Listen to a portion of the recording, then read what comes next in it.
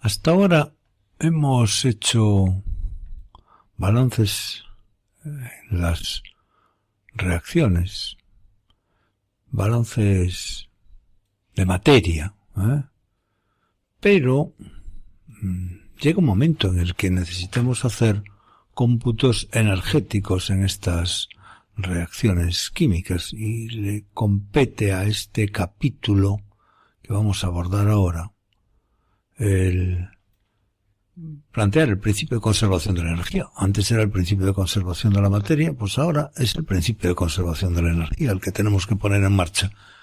Porque cuando se produce una reacción química, pues como sabemos, porque lo hemos estudiado en la lección de cinética, pues se producen roturas de enlaces de las sustancias reaccionantes y se produce formación de enlaces en los productos de reacción. En unos se consume energía y en otros se libera energía. Y entonces tenemos que hacer un cómputo, un balance energético, que en algunos casos, pues como en los ejemplos que vamos a ir presentando en este comienzo, pues son muy sencillos. Por ejemplo, pues aquí hemos escrito que el hidrógeno y el oxígeno se combinan para formar agua y que se libera energía. Se va a liberar energía como consecuencia de que se rompen enlaces del hidrógeno, se rompen enlaces del doble enlace del oxígeno y se forman enlaces entre el oxígeno y el hidrógeno. Y si el balance total, el cómputo total es tal que se libera energía, pues escribimos el término de la energía en el segundo de los miembros. Es decir, que hasta ahora las reacciones las escribíamos en cierto modo incompletas porque el término energía no lo incluíamos. Aquí, en este otro segundo ejemplo, ponemos que el óxido de mercurio necesita de una aportación energética para descomponerse en el mercurio metal y en el oxígeno. O sea que habrá reacciones donde se libera energía y reacciones donde es necesario aportar energía. Esto ocurre porque la energía de los productos y la energía de los reactivos restada, la energía de los productos restada de la energía de los reactivos puede ocurrir que sea mayor que cero, o la de los productos es mayor que la de los reactivos y entonces la reacción es endotérmica, endoenergética, porque al haber más energía en productos que en reactivos, la reacción necesita de un aporte exterior. Al revés, puede ocurrir que la energía de los productos sea más pequeña que la de los reactivos y entonces aquí se absorbe la energía. Estas ideas es muy fácil sintetizarlas, resumirlas en un diagrama energético como el que hemos puesto aquí. En ellos se ven que la energía de los productos es mayor que la energía de los reactivos y por lo tanto hay que aportar energía, mientras que en el segundo de los casos la energía de los productos es más baja que la de los reactivos y hay que entender que en esa reacción se produce una liberación de energía. Estas ideas, expresadas en términos un poco más, entre comillas, técnicos, nos obligan a introducir un concepto nuevo que hasta ahora el alumno no había empleado, que es el concepto de entalpía. Y nos vamos a introducir en los cálculos entálpicos sin haber escrito de forma general el principio de conservación de la energía, que es el primer principio de la termodinámica. Pero el desarrollo de la programación indica que se haga así y por lo tanto nos dedicaremos a partir de este momento a hablar de cálculos entálpicos, aunque no hayamos escrito el principio de conservación de la energía hasta ahora. Los químicos han necesitado inventarse la palabreja entalpía, porque con este nombre designan la cantidad de calor que se libera o se absorbe en una reacción química cuando la reacción química tiene lugar en las condiciones en las que habitualmente tiene lugar la reacción en los laboratorios. Es en un recipiente abierto a la atmósfera, tal como puede ser pues un vaso de precipitados, un matriz Erlenmeyer, etc. Es decir que designan con un nombre, digamos, técnico, con un nombre específico, la cantidad de energía intercambiada por el sistema químico cuando tiene lugar en él una reacción y cuando esa reacción tiene lugar en condiciones tales en las que el recipiente está abierto, que es la forma habitual en la que tienen lugar todas las transformaciones químicas. Entonces, si se desprende energía, la reacción decimos que es exotérmica y entonces se dice que la entalpía es negativa y ello indica que los productos tienen menor contenido energético que los reactantes. Lo contrario ocurre cuando los productos tienen más energía que los reactantes. Entonces, en la reacción se absorbe energía, la entalpía es positiva y la reacción se dice que es endotérmica, es decir, que la cantidad de calor liberada a presión constante es mayor que cero. Antes tendríamos que decirle que la cantidad de calor liberado a presión constante es menor que cero. En un caso diríamos que la entalpía es mayor que cero, como aquí en el otro caso que es menor que cero, que es. O sea que el calor que se en una reacción química, vamos a llamar, en las condiciones en las que se hace esa reacción química en el laboratorio, vamos a llamarle desde ahora entalpía, porque todos los químicos le llaman entalpía y nosotros le debemos de llamar entalpía. Las reacciones químicas, entonces, si queremos escribirlas de una manera completa y queremos que la reacción química obedezca al principio de conservación de la materia y al principio de conservación de la energía, pues además de estar ajustada, para que cumpla el principio de conservación de la materia, pues tiene que tener en uno de los dos miembros, pues la cantidad de energía liberada o absorbida durante el proceso. Pues aquí hemos puesto un ejemplo en el que el metano se combina con el oxígeno, es la combustión del metano, se forma el CO2 y agua, y recuerden, antes no escribíamos esta cantidad de calor que aparece en el segundo miembro de la reacción. Esta cantidad de calor, que es la cantidad de energía que se desprende, tiene, desde el punto de vista energético, el signo entálpico de menos 894 kilojulios, porque el sistema pierde energía. O sea que nosotros tenemos que también ser conscientes de que si se desprenden energías de un sistema como es este en el que se realiza una combustión, esa cantidad de energía son de 894 kilojulios por cada mol de metano que se quema. Por eso, en algunos casos, tener que hacer un cálculo como el que se esquematiza aquí, en donde nos dicen cuántos gramos de metano hay que hacer reaccionar para que, como quemar, claro, para que se desprendan 5.000 kilojulios. Bueno, pues hay que hacer una ecuación como esa. Decimos entonces nuevamente que para las reacciones químicas, además del principio de conservación de la materia, tenemos que adecuarnos al principio de conservación de la energía, que implica, que equivale a que en la reacción nosotros ir en uno de los dos miembros de la reacción, la energía que se libera o que se absorbe. Entonces aquí es la reacción de formación del amoníaco, ya decimos así, de formación, porque se ve que es la fabricación de amoníaco a base de el nitrógeno y del hidrógeno, en donde por cada 2 moles que se forman de amoníaco se desprenden 92,2 kilojulios. Tenemos que saber que si la reacción la escribimos de descomposición del amoníaco en sus elementos, hay que suministrar energía. Es la que la de arriba, pero escrita al revés. Si se fijan, hemos escrito que los productos de la reacción son amoníaco más esa cantidad de calor que se desprende, y en otro caso tenemos que aportar la cantidad de calor que se forma. Llegado este momento, conviene que el alumno sepa que de muchísimas reacciones químicas del estilo en donde las sustancias se forman a partir de sus componentes elementales, es decir, que es la reacción de formación del amoníaco.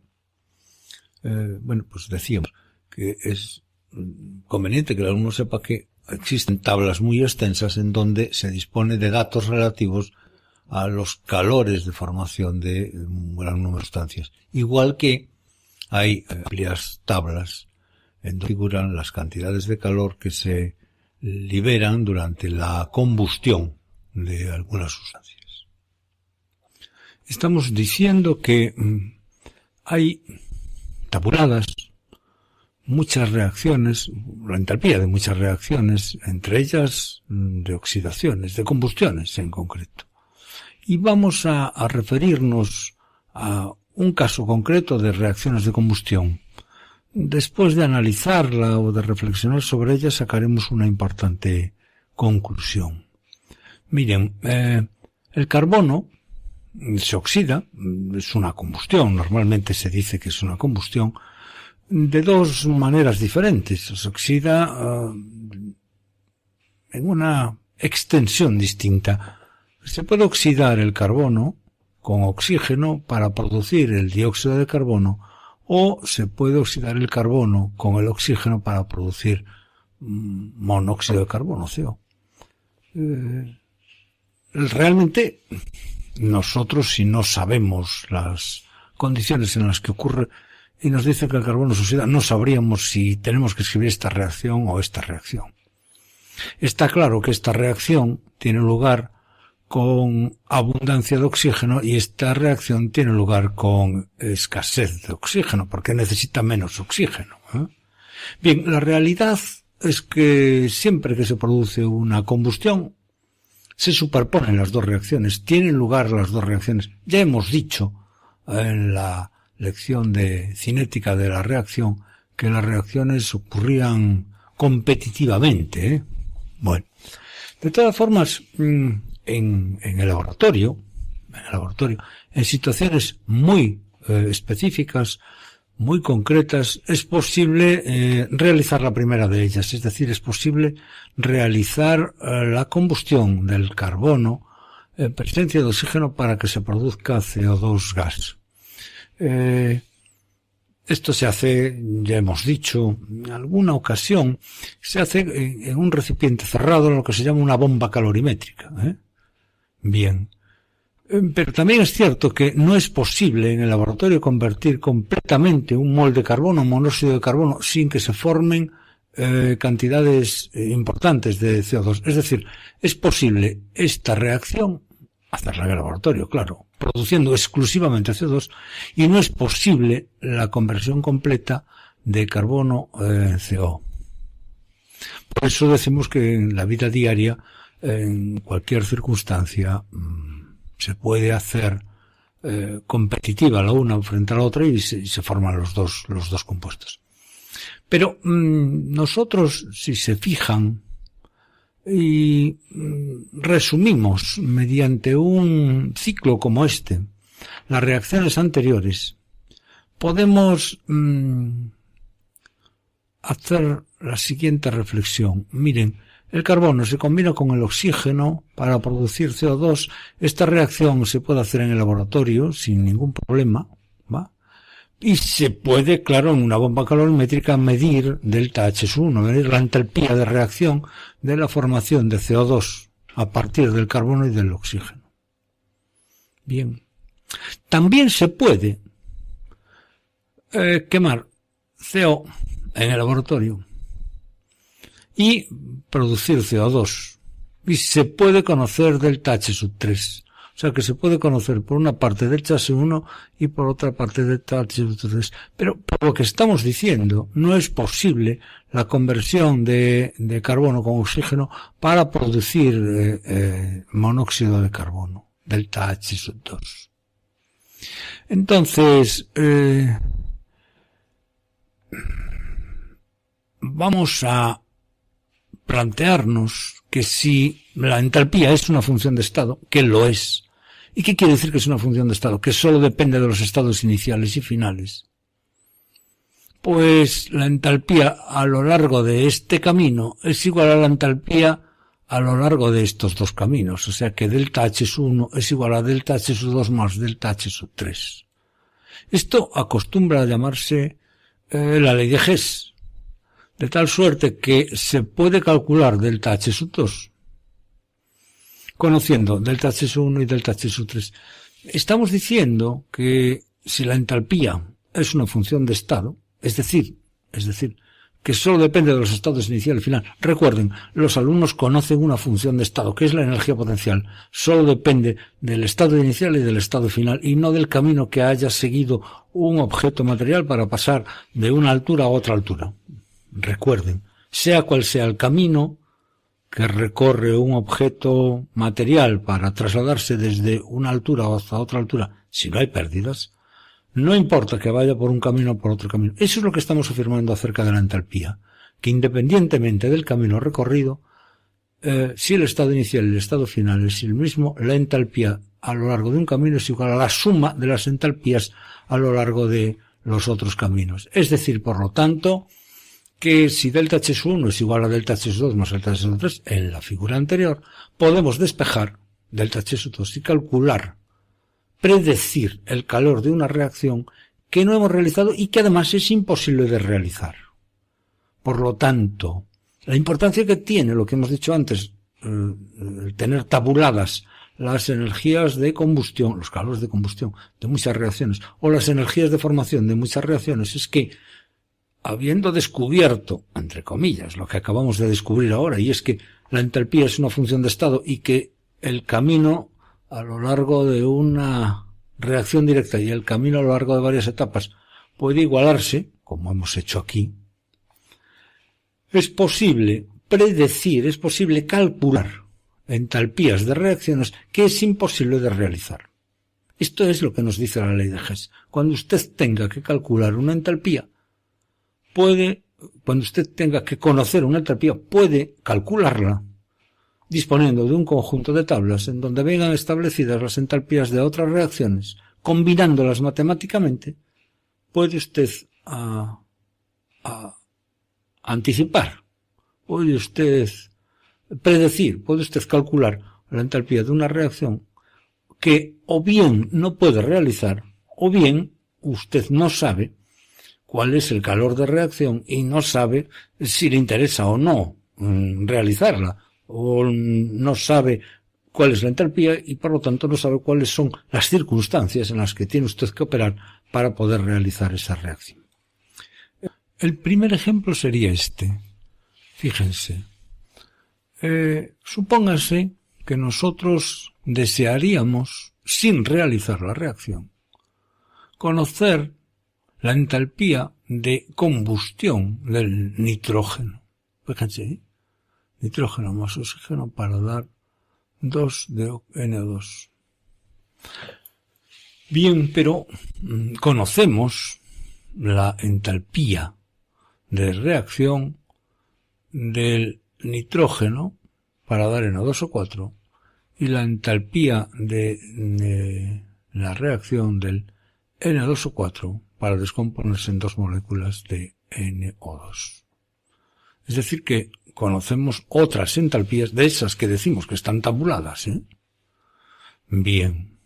Si se fijan, la segunda reacción es una reacción endotérmica y la tercera reacción es una reacción endotérmica. Y nos dicen, calcule usted la entalpía de la primera de las reacciones conociendo las otras porque insistimos, en una tabla habremos ido allí y las habremos encontrado. Un ejemplo tan sencillo como este, es evidente que la primera reacción es la suma de las reacciones 2 y 3. Se fijan, la reacción 2 y la reacción 3 sumadas conducen a la reacción primera. ¿Va? Entonces sumamos miembro a miembro estas dos igualdades, porque aunque aquí hay una flecha, aquí hay el signo igual. En nuestra cabeza tiene que haber el signo igual, ¿eh? Entonces sumamos 9 y 57, son 63. Sumamos N2 más 2DO2 más N2O4, que también va a estar en el segundo miembro, y por eso, simplificando, la suma es esta esta suma que hemos escrito aquí. Es decir que delta H sub 1, que era igual a delta H sub 2 más delta H sub 3, es igual a 66,36 kilojulios. Es decir que sabemos cuál es la entalpía de la reacción, sabemos cuál es la cantidad de energía que tenemos que suministrar al nitrógeno para que se combine con el oxígeno y produzca este óxido. Sabemos que si esta cantidad de energía es muy pequeña, muy grande, en nuestro laboratorio podemos hacerlo o no. Sabemos sobre el papel. Estamos haciendo otra vez química sobre el papel para que una vez que tenemos ese dato de que la cantidad de entalpía es esa, pues podamos disponernos o no a hacer la reacción. Otro ejemplo. Calcule la variación de entalpía para la reacción de fermentación de la glucosa. Si conocemos las variaciones de entalpía de las reacciones de combustión de glucosa y etanol, es decir, tenemos otra vez una tabla extensa de reacciones de combustiones en donde vamos y buscamos la combustión de la glucosa y la combustión del etanol, cuyas entalpías son estas. Son cantidades de energía liberadas, 2.815 kilojulios y 1.372 kilojulios son entalpías, dije liberadas. Bueno, ahí están con el signo positivo, claro. Bien. Si combinamos matemáticamente estas dos reacciones, igual que hicimos antes, pero ahora la combinación matemática ya tiene un poco más de miga que la anterior, porque si se fijan, la primera y la segunda reacción no se pueden combinar matemáticamente así a pelo, sin hacer ningún arreglillo.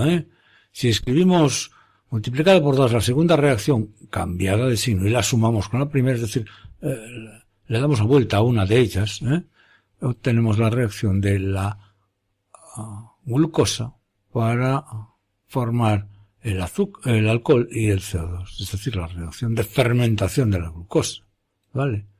Como los valores de las entalpías sean estas, y como le hemos dado la vuelta a una de ellas, por eso la cambiamos de signo, se obtiene que la fermentación de la glucosa es una reacción exotérmica en la que se desprenden 71 kilojulios. Es decir que podemos, sin ninguna dificultad, calcular la entalpía de una reacción conociendo las entalpías de otras reacciones. ¿Qué cuidado tenemos que tener? Pues tenemos que tener 2 o 3 cuidados. Es que una vez que de la tabla obtenemos esos datos de las entalpías de reacción o de combustión, si le damos la vuelta a la reacción tenemos que cambiar el signo. Y si multiplicamos alguna de las reacciones por 1, por 2, por 3 o por lo que sea, las entalpías también aparecen multiplicadas. ¿Se fijan? Aquí el 2 aparece como un factor multiplicativo de la entalpía porque hemos escrito la reacción multiplicada por 2. Y aquí aparece el signo menos porque a la reacción le hemos dado la vuelta. Entonces, hay que tener cuidado con que cuando escribimos las reacciones y hacemos cada una de estas operaciones, no nos equivoquemos y no nos olvidemos de que si hemos multiplicado unas reacciones por un coeficiente, la entalpía aparece multiplicada por ese coeficiente. Y si le hemos invertido, hemos cambiado la reacción, como ya hemos dicho en ocasión anterior, la entalpía va a cambiar de signo, es decir, va a aparecer con signo negativo. Y eso es todo cuanto tenemos que hacer para luego ejercitarnos en algunos ejemplos y poder hacer cálculos entálpicos con alguna seguridad. Nada más y muchas gracias.